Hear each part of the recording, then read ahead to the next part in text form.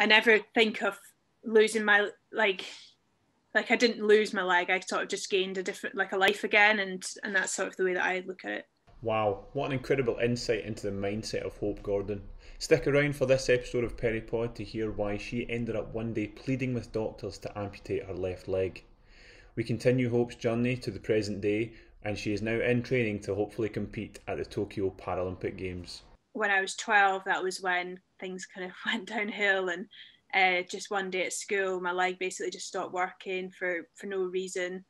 It just got really sore and really weak and everything, and I just thought I had a sore leg and it would go away within a couple of days, and then it didn't. And then a year later, that was when I finally got kind of diagnosed, after a year's worth of doctors kind of scratching their heads and being told different things by each doctor I saw. So, I mean, we'll come back to sort of the medical side of things, but you said sort of growing up, you're super active, like you would run, cycle, do things that any young kid would do. But I think for people listening to this, they're going to assume that, obviously, me and you are both Scottish, so we would tell that from the accent. So they probably think that we live 5 doors apart or something like that because we're this tiny little nation. But me and you know that we're nowhere near each other.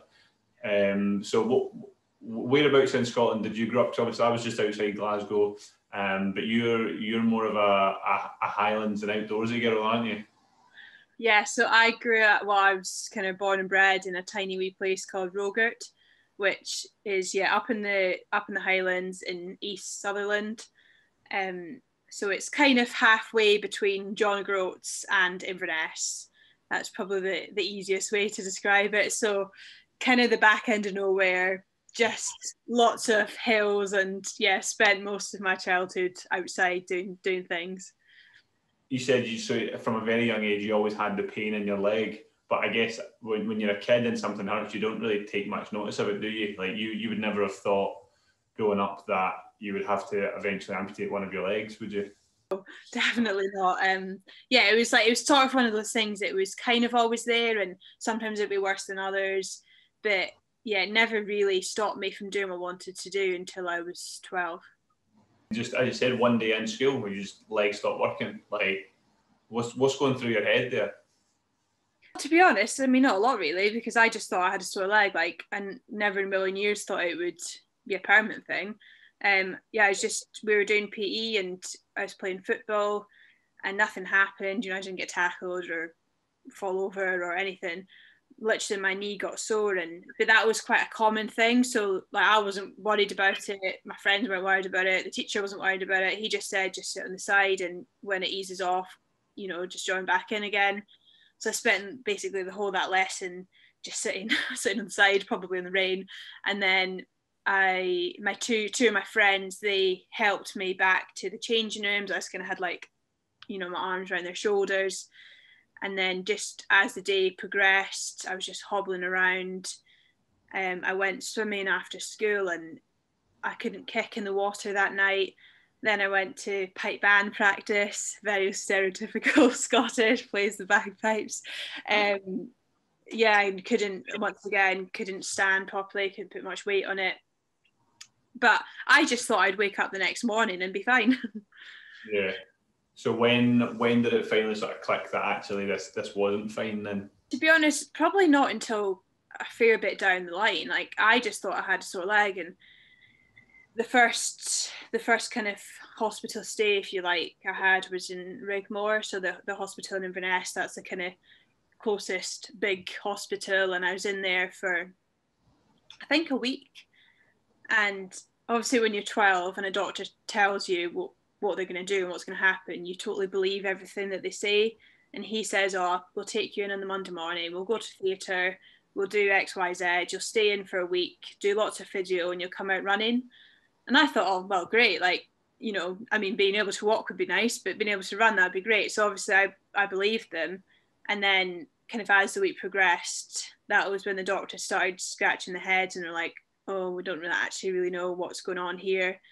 And then by the end of the week, they said to me, they're like, oh, we don't know what's going on. So they started kind of scratching the heads, and that's when I got referred down to York Hill, so the Children's Hospital in Glasgow. And then it wasn't until I got to York Hill that I got the diagnosis of complex regional pain syndrome. So by the time obviously you went through all this, you said it took it like from that first sort of incident at school where, you know, your friends had to carry you home and you couldn't swim at night. It took a year to get diagnosed at York Hill. So when you eventually got that diagnosis, was it somewhat of a relief because you're like, right, well, now I know what's going on, or was it more of a panic of being like, oh wow, like what is going on? I was so happy. I still remember it really clearly. I was like, yeah, somebody actually knows what's wrong with me. And the doctor said it was me and my mum in the appointment, and they said, oh, you've got this, just don't Google it. And then of course the first thing that you do is you go home and Google it. So it's sort of like you go from like being really happy, and then you drive the 5-hour drive back home, and then you go online and you're like, okay, I've got this diagnosis, and then you realize what it actually is, because obviously we'd never heard of it before. I don't think many people have heard of it even now, really. So yeah, you're really happy that they know what's wrong with you, but then it's sort of like, oh, it's not a great thing to be diagnosed with because there's not a cure for it. Yeah, and you said, you know, the worst thing you can do is not to Google it.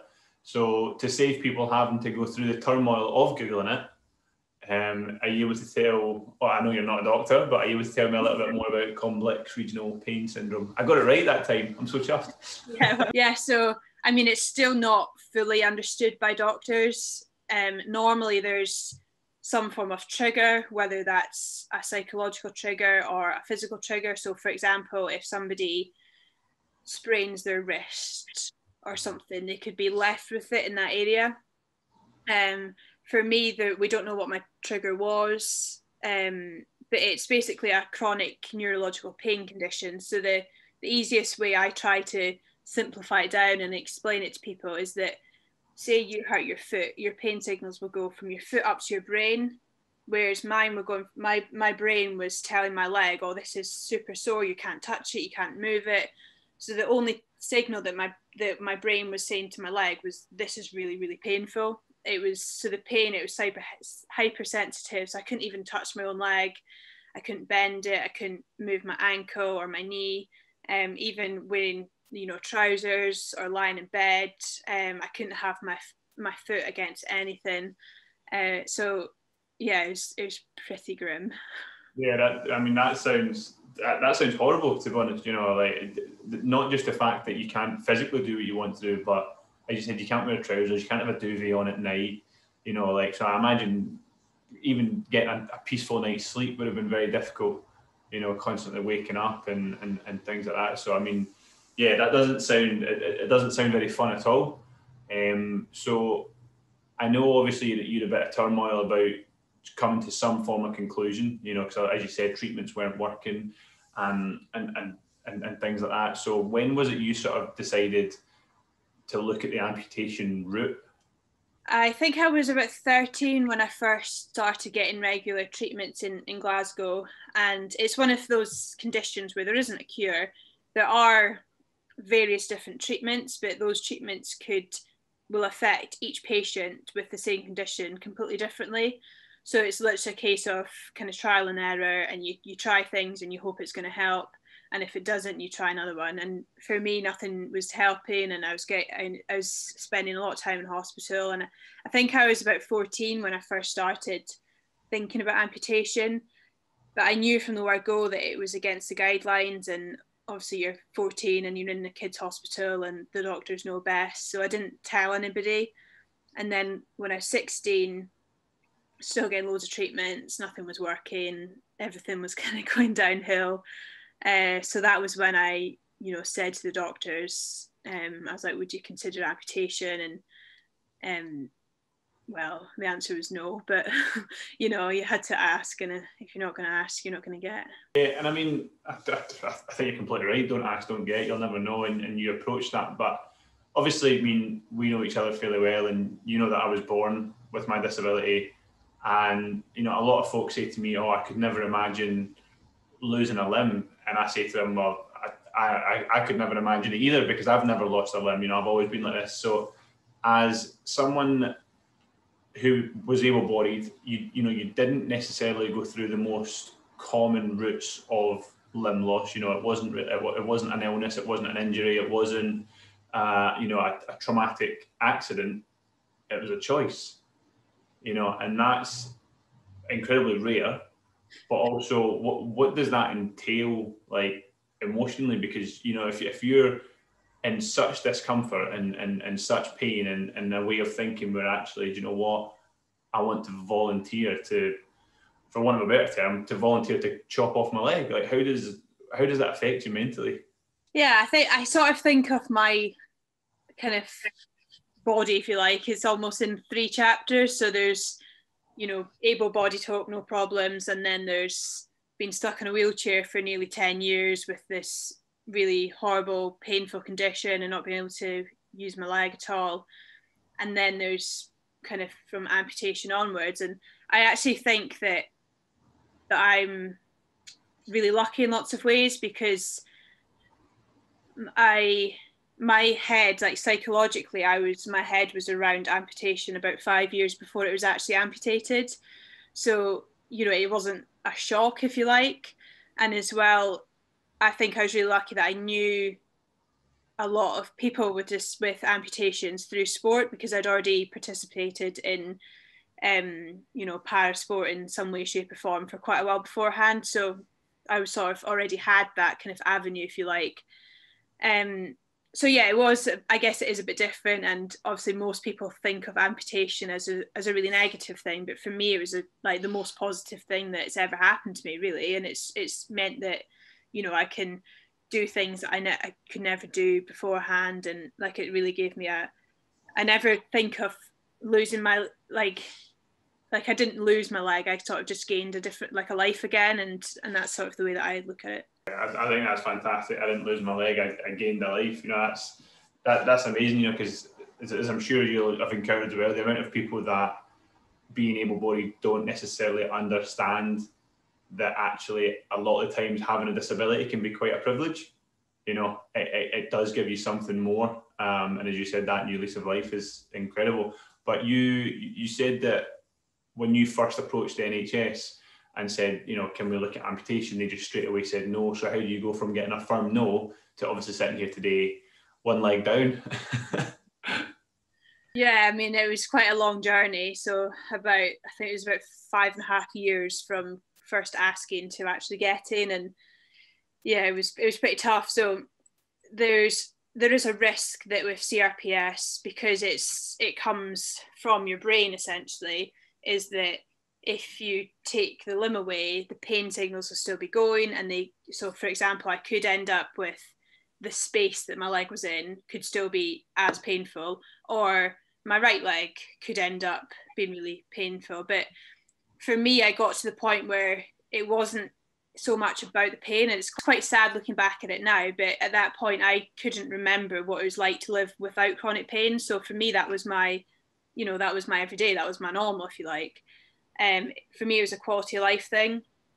So I just kept getting referred to doctor and I could tell that some doctors could understand, but they might be a pain specialist, and a pain specialist can't amputate a leg. So it was really difficult to see a doctor who could actually help me.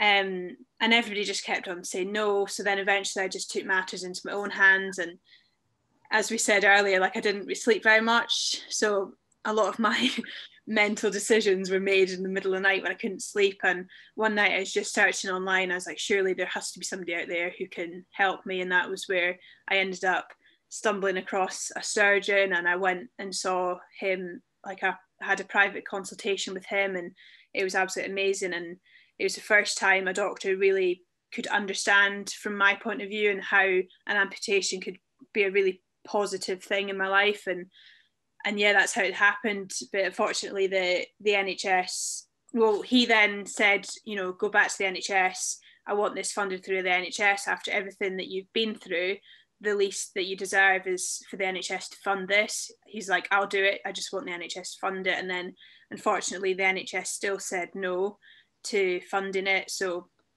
that was when I had to start crowdfunding. And, it's obviously, something that we all take for granted in this country is the service that the NHS provides, but this is obviously a big ask. You're can you amputate my leg? And they've said no, and you've had to crowdfund. So what was the actual expense? Like, how much did you have to raise in order to get this new lease of life? Yeah, it was £10,000. Wow. So I mean, that's a lot of money, Yeah. you know. And the fact that you were, how long did it take to raise that amount of money?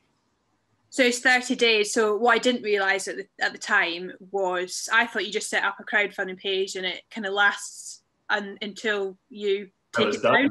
Yeah. But because the money was going to an individual, not a charity, it's only active for 30 days, which I had no idea until I think 5 days beforehand, when you get an email to say, oh, this is finishing in 5 days. And of course I was stressing out about this.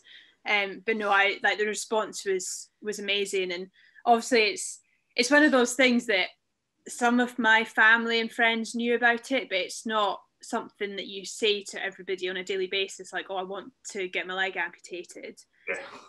Like, a few people knew, but not everybody, and certainly not, everybody, all my friends and stuff on social media. So it was a bit scary kind of to start with, like making a page and sharing it, but the response was absolutely amazing. And yeah, I'm very grateful to everybody who helped in any way they could. Yeah, and you managed to, obviously, you raised the full amount and you got the surgery. So when you woke up, post-op, other than the initial, obviously, I know having a few operations myself, you're very drowsy and you're not really with it. So when you eventually came to, what's going through your head? Like, you look down straight away and obviously there's something not there, or is it relief, or what's the process there? Yeah, the first thing I remember was I just woke up and my whole body was covered with a blanket, which it sounds like such a simple wee thing, but because my leg was so hypersensitive, for nearly 10 years I couldn't sleep with a blanket over my leg. So even like literally as soon as I opened my eyes, it was already an improvement because I hadn't been able to do that for so long. And then I just remember that the nurse put my notes down on my bed, but she put it down where my leg had been. And I just started laughing. I was like, oh, my leg used to be there. And yeah, it was just like, it wasn't a shock or anything. I think, as we said, because I had so long to get my head around it, it was more relief that it actually like finally happened. Like, it was such a battle to get the op in the first place that once it actually happened, I was like, oh, phew. No, I like that. Just the doctor's file just getting plonked on where your foot should have been. That's quite funny. That. So what's the recovery process like? Because obviously, knowing yourself, you've got quite a high amputation. You're above the knee. So I know that obviously that can entail quite difficult prosthetic fittings and stuff like that. Just for lack of anchor points and stuff. So what was the recovery process for you, and when did you start using prosthetics? Yeah, so for me, to start with, obviously I had to have the op privately in a private hospital, and that was done in Blackpool. And then I was living in Stirling at the time, but home was in the Highlands, so it was a little bit kind of to and fro. I started rehab in Westmark in Glasgow, and it was actually really, really positive. My biggest kind of challenge was obviously I had zero strength around my glutes and my hip and everything because I'd been stuck in a wheelchair for 10 years. But it was really nice to do physio and see improvements because I'd spent so long trying to do all this physio and just getting absolutely nowhere. So yeah, it was about the kind of glute strength it's still kind of an ongoing process. And yeah, as you say, being quite high. So I'm kind of mid-thigh type thing, so almost a bit closer to my hip. So I started with I call it a balloon leg. That was 3 weeks post-op, and then you kind of gradually progress to it's called a femoret. So that's where it's just kind of a standard, like a borrowed leg basically. And I think it would have been about a few months until I got my own prosthetic, because they have to wait until the swelling goes down a little bit before they fit you for your own one. So yeah, it's still an ongoing process with prosthetics, and yeah, it does, as you'll probably know yourself, it's results in a lot of kind of hip pain and back pain, and it's still something that I'm kind of working on now. But yeah, just, to be honest, everybody told me I'd never be able to walk in a prosthetic. So even though I still can't walk very far in a prosthetic, you know, the fact that I can at all is already better than what I thought. Yeah, absolutely. I mean, you know, you said you might not be able to walk very far at all, but I mean, I've been at events and you've actually piped me into the room. You know, it's you know, so you can't just walk on it. You can multitask as well with your bagpipes, which is absolutely fantastic. So you spoke about Westmark, and for those that don't know, Westmark is the West of Scotland Mobility and Rehabilitation Centre. I know that so well because me and Hope have both spent a lot of time there. You know, it's where we get our prosthetics, and they're probably sick to the back teeth of seeing us. But in Westmark, there is pictures and posters on the wall for a charity called Finding Your Feet. And I know that you, when you're not training and when you've got the chance, you know, you're a big advocate and an ambassador, as we like to call ourselves, for Finding Your Feet. So when did that become a part of your life? Yeah, Finding Your Feet. They sort of jumped in pretty quickly, to be honest. So I met Cor, who is the founder of Finding Your Feet, Corinne Hutton. She spoke to me during one of my rehab sessions at Westmark, and she just sort of told me a bit about the charity. And she said, so this would have been in maybe the September of 2016. And she said, oh, in December, we're going to Dubai. And we'd like you to come with us. And I said, oh, great. Like, what are we going to Dubai for? And she said, oh, it's a cycling challenge. And I said, oh, well, I can't cycle, but I'm up for a challenge. And she said, she was like, well, I'm doing it without any hands and with no feet.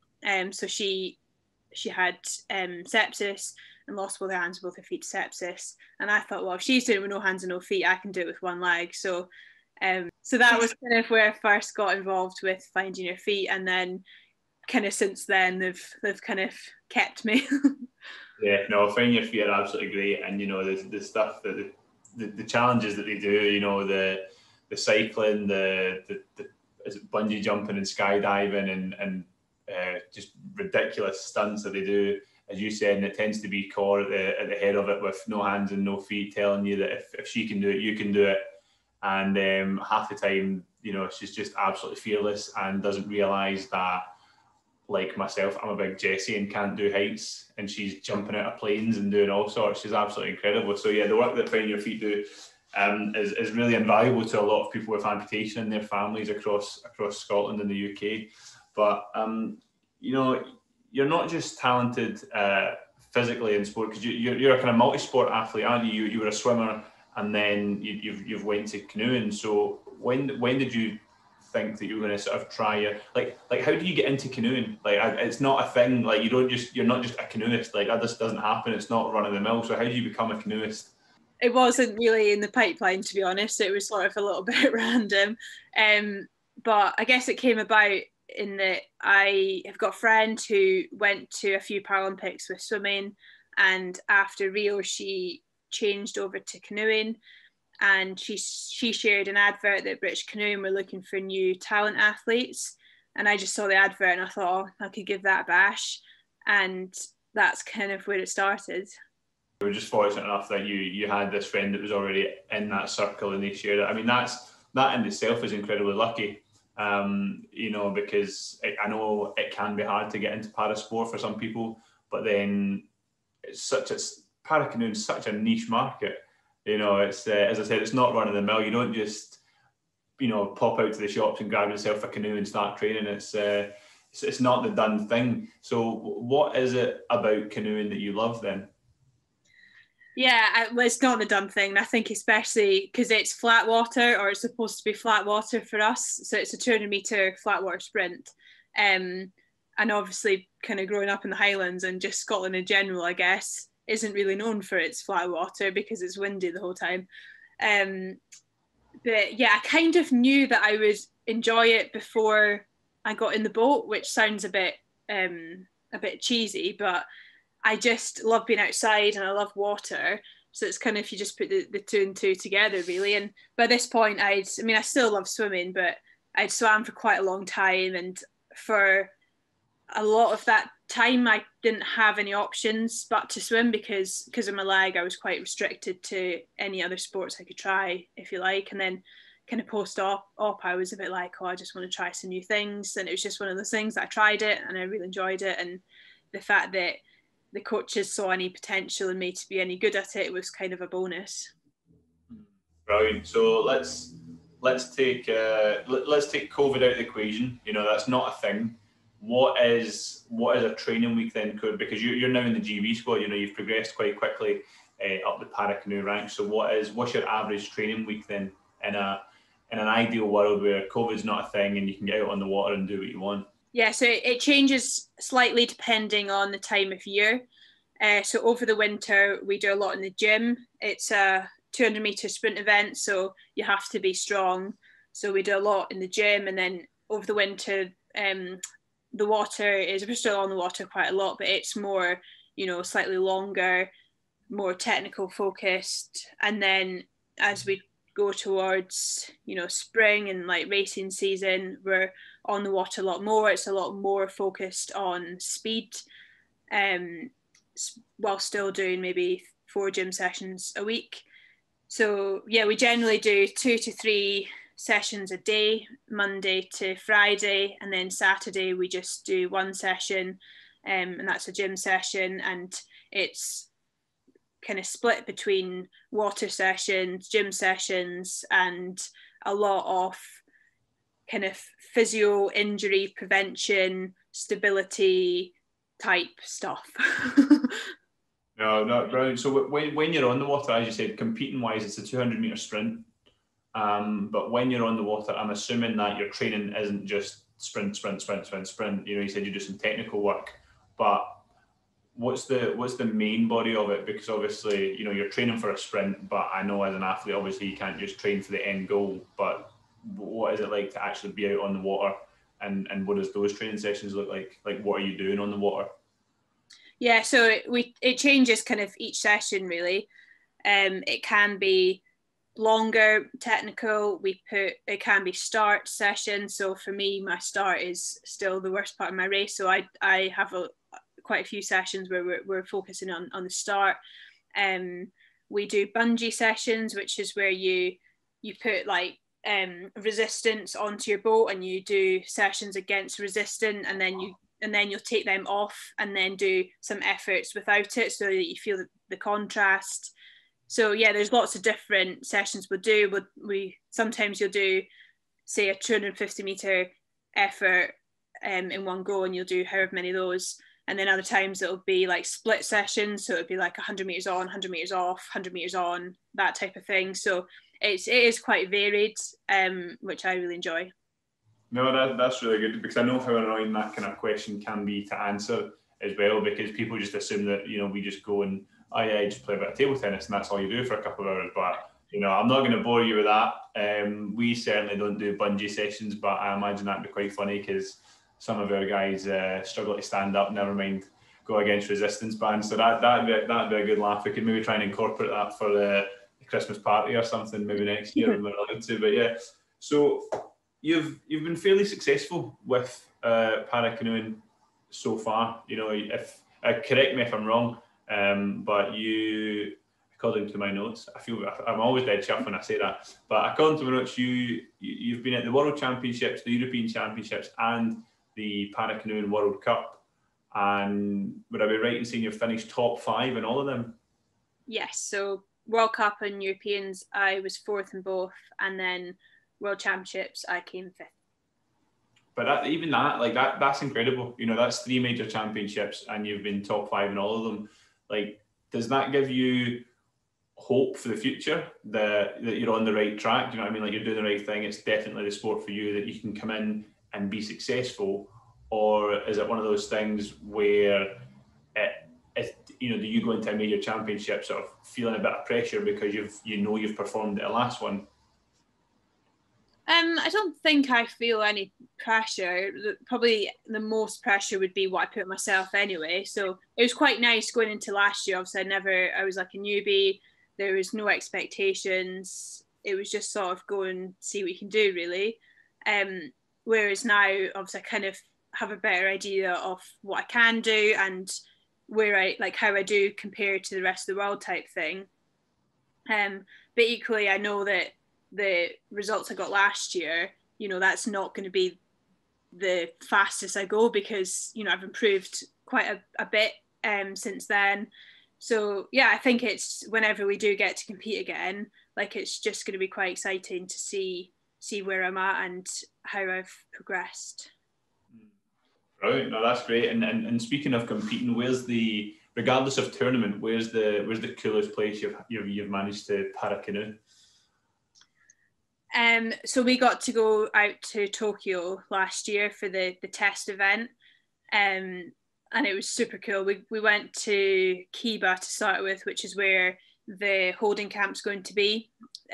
So that was really cool, because it was more rural Japan type thing. And then we went to Tokyo, so we're in Tokyo for a week, and we got to paddle on the course, which is different because it's like seawater, so we're used to paddling on lakes, whereas this is the sea, so it's pretty choppy. But you had like these fish that were just jumping out everywhere, and it was just a bit mental, to be honest. But yeah, that was really cool, and we got to see, you know, quite a bit of Tokyo, and like the Japanese people, they're just so lovely, they're so polite, and they're so welcoming. So it was a really cool experience.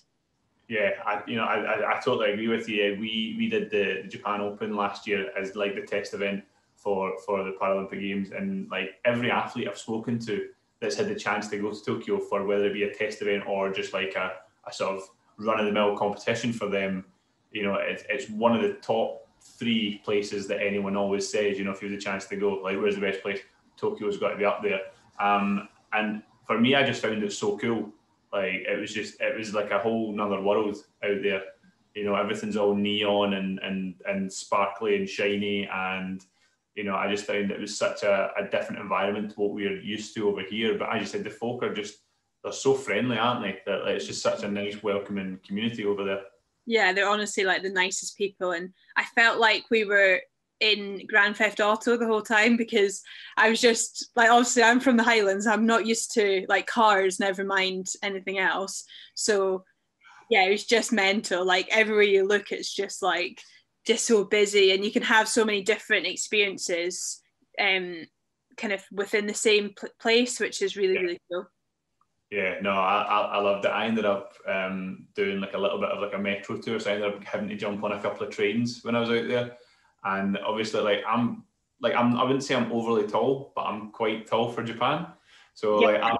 like I was like a little sardine, like stuck in the train like this, and like I couldn't move because they just pack you in. And I'm like standing like this, and like everyone's looking at me, and I was like, oh, like fair enough, I've got no hands, it's a bit different. And I was like, no, it's because I'm 3 feet taller than everyone.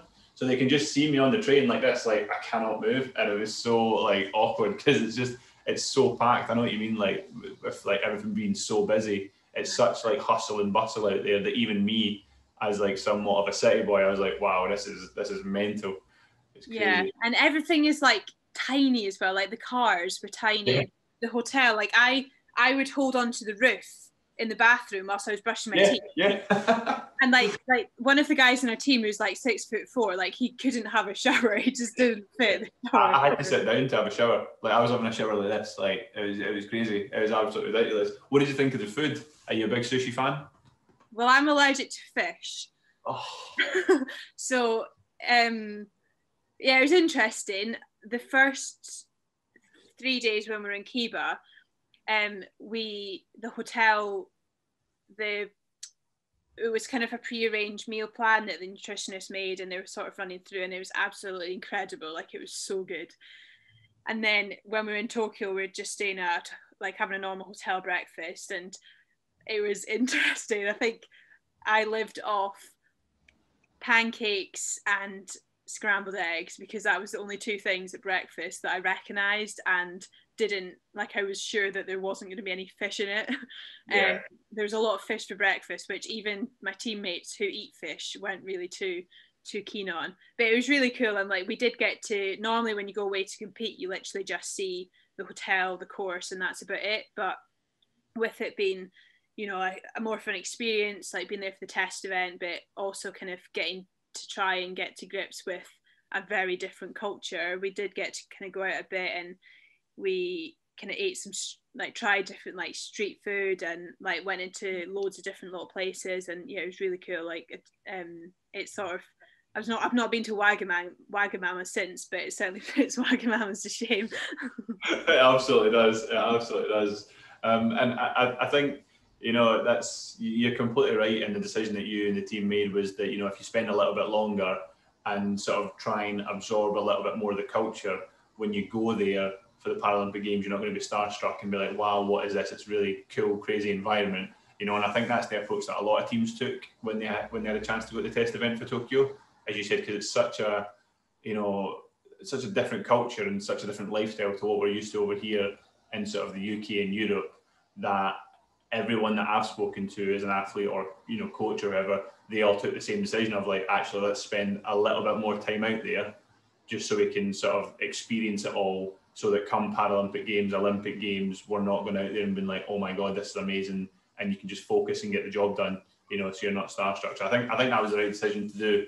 And speaking of Paralympic Games, how is that looking for you guys, like in terms of qualification events and things like that? Because I know, like from my own experience, you know, parts of seasons and for other sports, you know, full seasons have pretty much been cancelled due to obviously COVID and everything that's going on there. So how is all that affected prep for you and your team and moving forward to the Paralympic Games?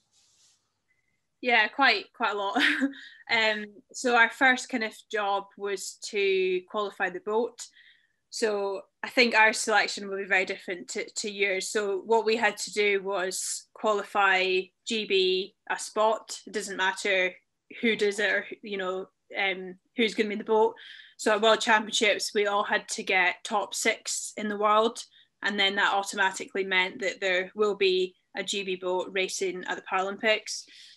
So we've got 9 events for para canoe, and we managed to get automatic qualification for 7 out of the 9, which is really good. And the second round qualification was supposed to be in, I think it was May this year.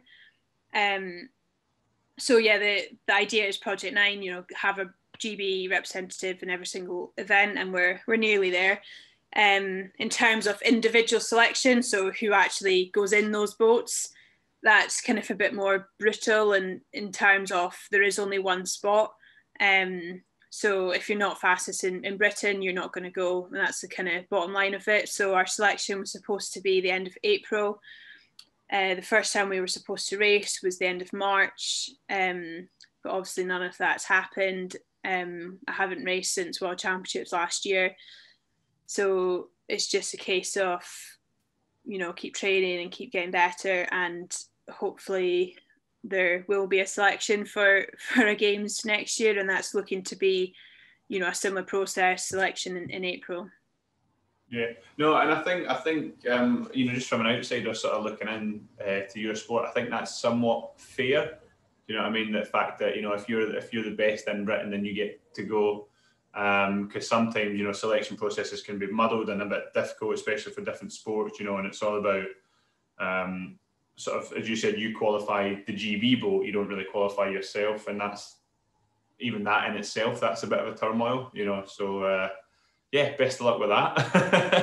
But yeah, no, I'm sure. I'm sure. Obviously, you guys, you know, I follow quite a lot of you guys on like social media and stuff, and you know, that Project 9 team is such a tight group, you know, and I think a lot of teams could take a lot from you guys in terms of, you know, the culture and what you guys are doing there, because it really is a super tight knit group, and it's great to see. So what affects? And I hate talking about this because I'm sick of talking about it like everyone else, but what effects has COVID taken on you? Yeah, pretty big, to be honest. So yeah, obviously we went into lockdown mid to the end of March. We're supposed to be racing for the first time at the end of March. They did originally actually try to bring selection, because obviously at this point all we got told was the games are going ahead.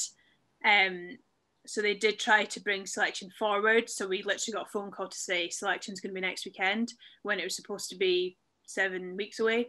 So you had to very quickly kind of change your mindset. Right, let's rest up. Let's get ready for selection next weekend. And then that didn't happen. Lockdown happened. I went back home to the north of Scotland without my boat. At this point, games were still happening, and I was a bit like, how on earth am I supposed to train to try and get selected for Paralympic Games when I'm 500 miles away from my boat? So I think when they did actually announce that the games were postponed, we all kind of knew that that was going to happen anyway, but it was more of a relief. And then it was just a case of being like, right, you know, this is where I'm at. This is the equipment I've got. What equipment can I get? And then just kind of put together and train as best as you could with what you had. So we were lucky that we got given or borrowed ergos from British Canoeing. So it's kind of a on-land paddle machine. So I set that up in a barn, and I managed to borrow some weights and kind of make a gym out of cupboards and bits of wood and kind of anything that was lying around. And I trained back at home for 14 weeks, and I was completely off the water. And then I came back down to Nottingham and got back on the water, which that took a bit of time, because obviously 14 weeks is a long time to be out of any sport. But you know, the stability element of it, when you're got, you know, one side of your body is a lot heavier than the other, and you're in this long skinny boat. So that took a bit of time to build back up. And then we were still doing a lot of our gym stuff from home. I live in a top floor flat, which my housemate actually moved out during lockdown. So instead of getting another housemate, I've made the spare room into a gym. So yeah, like, it's kind of just making the best out of what you've got. How we go forward now, I'm not really too sure, but we're certainly a lot better set up than we were for the initial lockdown, and we all managed to progress in some way, shape or form during that. So it's just a case of kind of staying positive and working hard with what you've got and see where we can get. Yeah, speaking of working hard, you know, you talked about briefly the barn that you had set up at home. Now I've seen it, and that you would have made a lot of people jealous having that set up back home. This was like a palace, this barn. It was amazing. You had pulp bench, you've got all your weights set up, you had the ergo machine, like you could do everything in there. It was amazing. It was absolutely amazing, that barn. Like no wonder you didn't want to come back. You put a lot of people to shame with that setup that you had. Yeah, I think you just had to be a bit creative, and you know, I made a boxing bag out of a suitcase and hang it from a rafter, and it was always a little bit unknown, because I kind of go in the mornings and there could be a dead rabbit that the cat's brought in, or there was a toad that jumped out of nowhere. Like, birds would fly in and not be able to get out again. It rains inside as well, because it's so old and there's like a massive hole in the roof. And in fact, I think in April it was snowing inside my barn. Nice. But yeah, I was very lucky to have it. Unfortunately, it's now completely full of hay. So if I was to go back home for this lockdown, which I'm not going to do, but it would be a bit more difficult, because I wouldn't have that space, because obviously it's winter now. So it's doing its job holding hay. Brilliant. So obviously, you know, as you said, things are, you know, England being back into lockdown as of Thursday, I believe, you know, in terms of the day we've recorded this anyway. So as you said, it's uncertain that you're going to be able to train and do things from then. Luckily, you've got the gym in the spare bedroom, but what is what else is keeping you ticking over? You know, what's keeping that, even just the mental side of things, you know, because I know that you've applied your brain quite well in the past before. You know, you got a 2-1 for exercise and sports science from Edinburgh Napier. Yeah, so I mean, are you taking any other courses? Like I'm doing a few courses at the moment, just trying to keep mentally active, you know, because we can't do as much as what we'd like to do. So is that something that you've looked at, or do you feel quite happy knowing that you've got your own plan and you're doing what you want? I think certainly training wise, the biggest thing for me is that I do it because I really enjoy it, and I don't feel like I need to have something to work towards in order to work hard, if that makes sense. And I know obviously every athlete's different, but for me, actually, it felt like when I was training back home during the initial lockdown, the sort of run up before that was obviously what we thought was going to be selection for the Paralympic Games. And we train as a centralised programme, which is amazing, but equally it can get a bit stressful because you're training with the people you have to compete against, who are your teammates and also your friends, and there's only one spot. So naturally that does get a little bit stressful. And I found that once I went home and actually I was like, just put my headphones on and just actually really enjoying what I was doing. So yeah, I think for me it was just really having fun and working hard and seeing where I could get. I also work part-time doing swimming teaching as well, because I did want to have, like, it was a little bit weird for me when I first became a full-time athlete, because before that I was so busy. I was like at uni and I was working as well, and I had went from having zero spare time to having a lot of spare time, and I wanted to have something that I did outside of training. So I did my swim teaching qualifications and I got a job with a local swim school.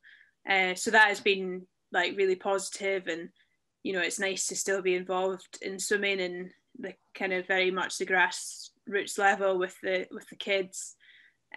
So we have managed to get back to that for a chunk of time, but unfortunately that's, as of today, that's done for a little while. So it was a bit sad today, kind of saying goodbye to the kids and the parents and not knowing when you can see them again. But that's definitely something that I think is a really positive thing, and I think it's good for full-time athletes to have something else other than just their sport to focus on. Absolutely. I think when you've got something else to focus on, it makes you appreciate the time that you get to do your sport, you know, whether that's training or competing. And obviously, you know, you naturally want to compete as an athlete, but it's not really an option for most at the moment, you know. So it does really make you appreciate the time that you get to train, because as you said, rules can change and you might not get to see folk for an extended period of time, and that can affect you, you know, physically from the lack of training, as well as mentally from the lack of, you know, just being with folk that spur you on. And you know, as you said, even just the folk that you help teach and coach, that's something that you love and get a lot of enjoyment from, you know. So I can understand why that'd be quite a sad day that you're going to have to obviously say goodbye to people. So yeah, so speaking of saying goodbye, I've kept you for a very long time this afternoon. You know, it looks like the evening behind me anyway, but that's because it's early afternoon in winter in Scotland, so it won't be long before it's pitch black here. But I just want to say thank you so much for giving your time for this episode of the podcast. It's been really good, and you know, you've got such a rare and unique story that I think it's really key that we share this message, you know, because there will be people out there with CPRS and... Yes. Did I say it right? CRPS. I'm useless. I'm absolutely useless. Like, you can tell I'm not an advocate, you know, I'm doing nobody any favours here. CRPS. Yes. Yeah, right, we got it. That's going to be the title of it, so that I can't get it wrong. So CRPS, and you know, the fact that you explored every avenue with it. You know, you obviously went down the treatment and trying as much sort of procedures as you possibly could, and it's completely changed your life, and thankfully for the better now. And you know, hopefully that once we share this message, people realise that there is hopefully in some way, shape or form light at the end of the tunnel, you know, because it's a condition that we understand isn't very fun, but it is out there, and we should obviously raise awareness for that. So thank you for helping to do that, and I'm sure that once we spread the word, you know, we can help some people along the way. Thank you. Yeah, hopefully I think it's really like, I still remember the first time I spoke to somebody else who had the same condition, and even that was like, it felt like a sigh of relief, because you know, it's something, it's not a visible condition, and unless you've got it, you just don't understand it. So actually being able to talk to somebody who is going through the same or very similar things to you is really positive in itself. Yeah, brilliant. Well, thank you very much, Hope, and I hope you enjoy the rest of your evening. Thank you. You too. Cheers. Bye bye.